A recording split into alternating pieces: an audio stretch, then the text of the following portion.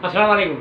मोहम्मद सिद्दीक मिटवर बाबाला और किसो एहसान भलाई नसीब भाग अकुल मसरूर शाद आबाद पार नंबर 34।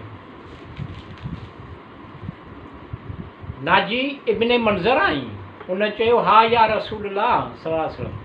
फरमायो ए 70 उठ किथे आहिनि जंहिं ते हर हिक ते ग़ुलाम हबशी सवार आहे। सभिनी खे रेशमी कपिड़ा ज़रीन ऐं चेल सां हर हिक जो नालो ॿुधायो।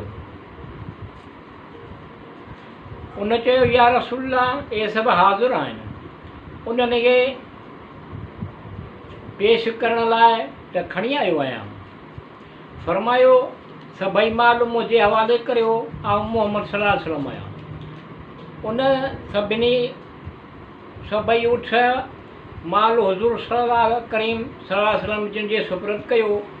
अबू जहल चिल्लायो दाऊं करण लॻो, ए आले ग़ालिब, अगरि मोहम्मद सल्लल्लाहु अलैहि वसल्लम जिन सां मुक़ाबिलो करण में मुंहिंजी मदद करियो त हीउ तमामु माल काबे जो आहे ऐं मोहम्मद चाहे थो त ख़ुदि उन ते तसरफ़ हासिलु करे।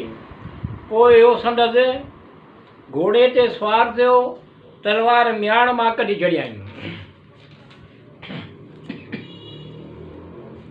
कैदे जे घटी घटीअ में हलंदो रहियो एसी ताईं जो उन सां गॾु हज़ारे माण्हू गॾु थी विया। जॾहिं बनी हाशिम खे इहा ख़बर पई त अबू तालिब सभई औलाद अब्दुल मुतलिब जे खे वठी सुवार थियो ऐं हज़रत सल्लल्लाहु अलैहि वसल्लम जे चोतरफ़ गॾु थी विया। पोइ अबू तालिब जिन उन्हनि वटि विया ऐं पुछियो मोहम्मद सल्लल्लाहु अलैहि वसल्लम जिन खां छा चाहियो था। अबू जहल चयो तुंहिंजो बिरादर ज़ादे असां सां वॾी ख़यानत कई आहे। जेको कुझु माल कब्ज़े जे लाइ खणी आयो उन मोहम्मद सल्लल्लाहु अलैहि वसल्लम उन्हनि माण्हुनि खे फ़रेब ॾेई संदसि दीन में शामिलु करे छॾियो ऐं सभई माल उन वठी छॾियो। अबू तालिब जिन चयो बीहो, मोहम्मद सल्लल्लाहु अलैहि वसल्लम जिन खां वञी हक़ीक़त मालूम करियां थो। पोइ हज़रत सल्लल्लाहु अलैहि वसल्लम जिन वटि आयो ऐं हज़रत सल्लल्लाहु अलैहि वसल्लम जिन फरमायो आऊं सल्लल्लाहु अलैहि वसल्लम ही माल उठनि समेत उन वटि काहे थो हलां। इहो ॿिनि उठनि खे दरियाफ़्त करे जंहिंजे बारे में उठ गवाही ॾीनि ही माल पोइ उन्हनि जो हूंदो। अबू तालिब अबू जहल वटि आयो ऐं इरशाद बयानु कयो।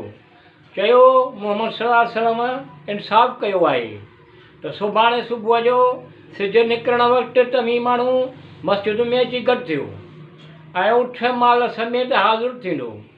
उठ जंहिंजी बि गवाही ॾीनि इहो सभु खणी वञे। इहो ॿुधी सभु माण्हू वापसि हलिया विया।